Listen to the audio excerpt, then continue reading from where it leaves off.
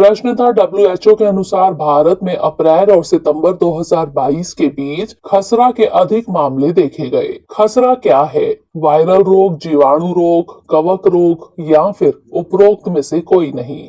इसका सही जवाब है ऑप्शन ए, वायरल रोग।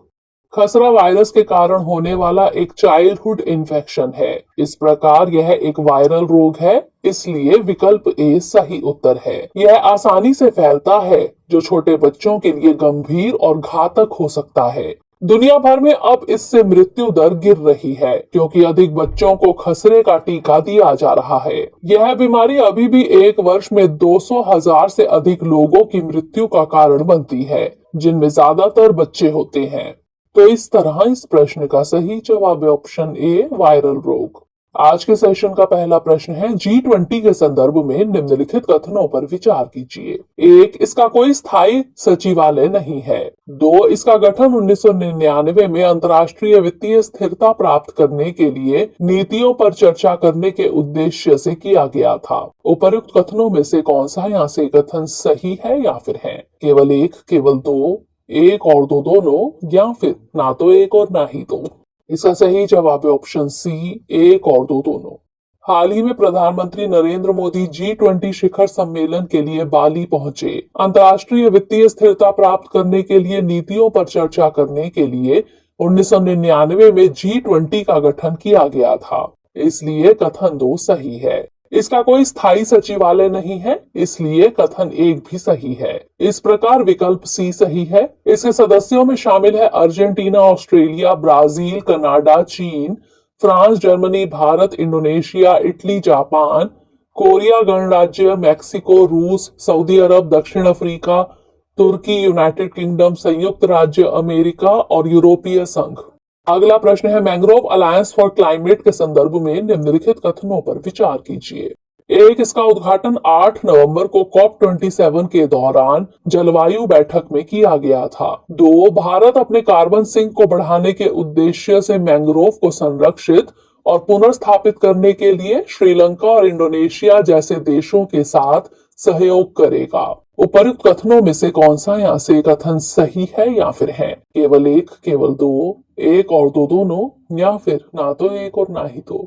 इसका सही जवाब है ऑप्शन सी, 1 और 2 दोनों। मैंग्रोव अलायंस फॉर क्लाइमेट का उद्घाटन 8 नवंबर को मिस्र में आयोजित COP27 के दौरान किया गया था, इसलिए कथन 1 सही है। भारत इस गठबंधन में एक भागीदार देश है।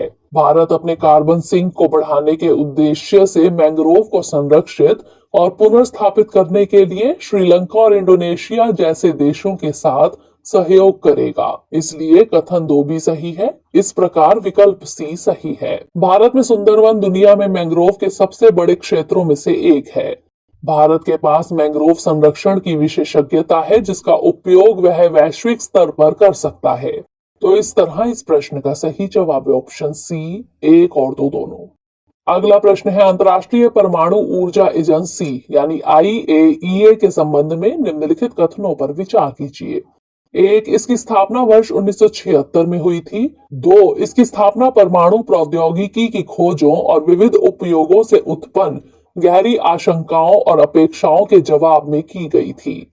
उपर्युक्त कथनों में से कौन सा यहाँ से कथन सही है या फिर है? केवल 1, केवल 2, 1 और 2 दोनों, या फिर ना तो 1 और ना ही 2। इसका सही जवाब है ऑप्शन बी, केवल 2। हाल ही में अंतर्राष्ट्रीय परमाणु निगरानी संस्था यानी IAEA ने 9 मार्च को दुर्घटनावश ब्रह्मोस मिसाइल दागे जाने की घटना पर अपनी प्रतिक्रिया दी है। IAEA परमाणु क्षेत्र में वैज्ञानिक और तकनीकी सहयोग के लिए दुनिया का केंद्रीय अंतर सरकारी मंच है। यह परमाणु विज्ञान और प्रौद्योगिकी के सुरक्षित और शांतिपूर्ण उपयोग के लिए काम करता है। इसे 1957 में परमाणु प्रौद्योगिकी की खोजों और विविध उपयोगों से उत्पन्न गहरी आशंकाओं और अपेक्षाओं के जवाब में स्थापित किया गया था, इसलिए कथन 1 सही नहीं है, जबकि कथन 2 सही है। इस प्रकार विकल्प बी सही है। इसका मुख्यालय वियना, ऑस्ट्रिया में है और इसमें 175 सदस्य हैं। भारत भी IAEA का सदस्य है। तो इस तरह इस प्रश्न का सही जवाब है ऑप्शन बी, केवल 2।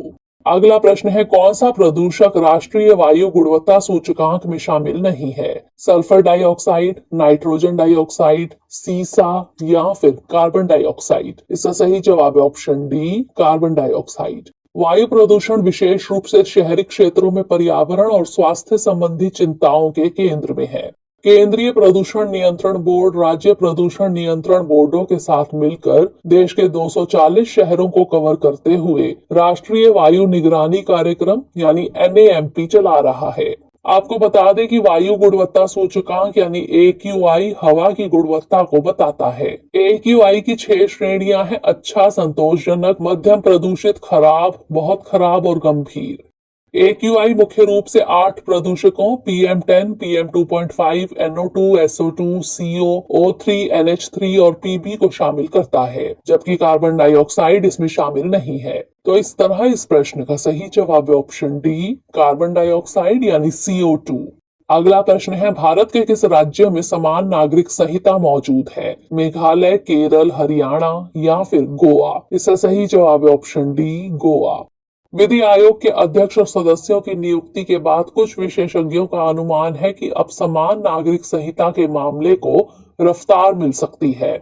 समान नागरिक संहिता यानी UCC भारत के लिए एक कानून बनाने की मांग करती है जो विवाह, तलाक, विरासत, गोद लेने जैसे मामलों में सभी धार्मिक समुदायों पर लागू होता है। भारतीय संविधान के अनुच्छेद 44 में वर्णित है कि राज्य भारत के पूरे क्षेत्र में नागरिकों के लिए एक समान नागरिक संहिता सुनिश्चित करने का प्रयास करेगा। वर्तमान में गोवा भारत का एकमात्र ऐसा राज्य है जहां UCC लागू है।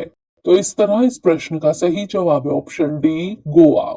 अगला प्रश्न है, राष्ट्रीय न्यायिक नियुक्ति आयोग संबंध किस वैधानिक संशोधन अधिनियम से है?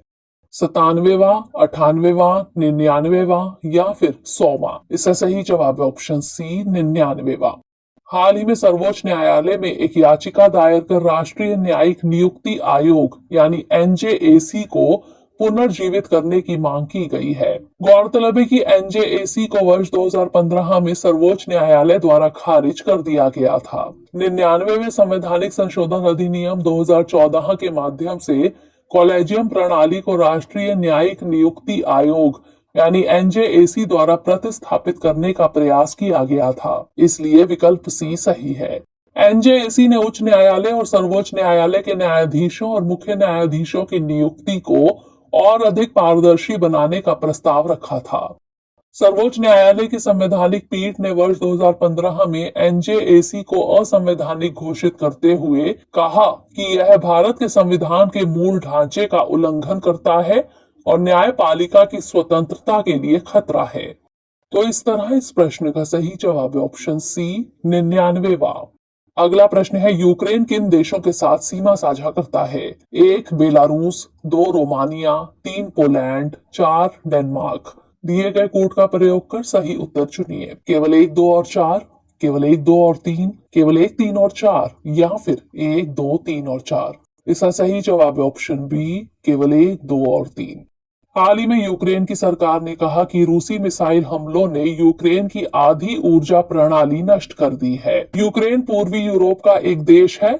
इसके मानचित्र को देखें तो इसकी सीमा लगती है उत्तर में बेलारूस, पूर्व में रूस, दक्षिण पश्चिम में मोल्डोवा एवं रोमानिया और पश्चिम में हंगरी, स्लोवाकिया एवं पोलैंड से। इसलिए विकल्प बी सही है। कर्च जलडमरू मध्य यूक्रेन को रूस से अलग करता है। यह जलडमरू मध्य अजोव सागर को काला सागर से जोड़ता है। तो इस तरह इस प्रश्न का सही जवाब है ऑप्शन बी, केवल 1, 2 और 3। अगला प्रश्न है, औद्योगिक उत्पादन सूचकांक के 8 प्रमुख उद्योगों में शामिल उद्योग हैं। 1 सीमेंट, 2 उर्वरक, 3 प्राकृतिक गैस, 4 रिफाइनरी उत्पाद, 5 कपड़ा। दिए गए कोड का प्रयोग कर सही उत्तर चुनिए। केवल 1 और 4, केवल 2, 3 और 4, केवल 1, 2, 3 और 4 या फिर 1, 2, 3, 4 और 5? इसका सही जवाब है ऑप्शन सी, केवल 1, 2, 3 और 4। औद्योगिक उत्पादन सूचकांक यानी आईआईपी के आंकड़ों के अनुसार सितंबर में भारत का औद्योगिक उत्पादन पिछले साल की समान अवधि की तुलना में 3.1% बढ़ा है। आपको बता दें कि आईआईपी एक समग्र संकेतक है जो भारतीय अर्थव्यवस्था के विभिन्न औद्योगिक क्षेत्रों के प्रदर्शन को इंगित करता है। इसकी गणना और प्रकाशन केंद्रीय सांख्यिकी संगठन यानी सीएसओ द्वारा हर महीने किया जाता है। गौरतलब है कि सीएसओ को अब राष्ट्रीय सांख्यिकी कार्यालय यानी एनएसओ के रूप में जाना जाता है। इसमें शामिल 8 प्रमुख उद्योग हैं: विद्युत, इस्पात, रिफाइनरी उत्पाद, कच्चा तेल, कोयला, सीमेंट, प्राकृतिक गैस और उर्वरक। तो इस तरह इस प्रश्न का सही जवाब है ऑप्शन सी, केवल 1, 2, 3 और 4। अगला प्रश्न है, चीन पाकिस्तान आर्थिक गलियारे यानी सीपीईसी के संबंध में निम्नलिखित कथनों पर विचार कीजिए। एक, यह पाकिस्तान और चीन के बीच एक द्विपक्षीय परियोजना है। 2, CPEC belt and road initiative का हिस्सा है। 3, भारत ने इस पहल का समर्थन किया है। उपर्युक्त में से कौन सा यहाँ से कथन सही नहीं है या फिर है? केवल 1 और 2, केवल 3, केवल 1 और 3 या फिर 1, 2 और 3। इसका सही जवाब है ऑप्शन बी, केवल 3। चीन पाकिस्तान आर्थिक गलियारा यानी सीपीईसी पाकिस्तान और चीन के बीच एक द्विपक्षीय परियोजना है, इसलिए कथन 1 सही है। यह बेल्ट एंड रोड इनिशिएटिव का हिस्सा है, इसलिए कथन 2 सही है। भारत ने इसका कड़ा विरोध किया है क्योंकि यह भारत की संप्रभुता को चुनौती देती है, इसलिए कथन 3 सही नहीं है। तो इस तरह इस प्रश्न का सही जवाब है ऑप्शन बी, केवल 3। अंतिम प्रश्न है, भारत के विधि आयोग के संबंध में निम्नलिखित कथनों पर विचार कीजिए। 1, यह एक गैर सांविधिक निकाय है।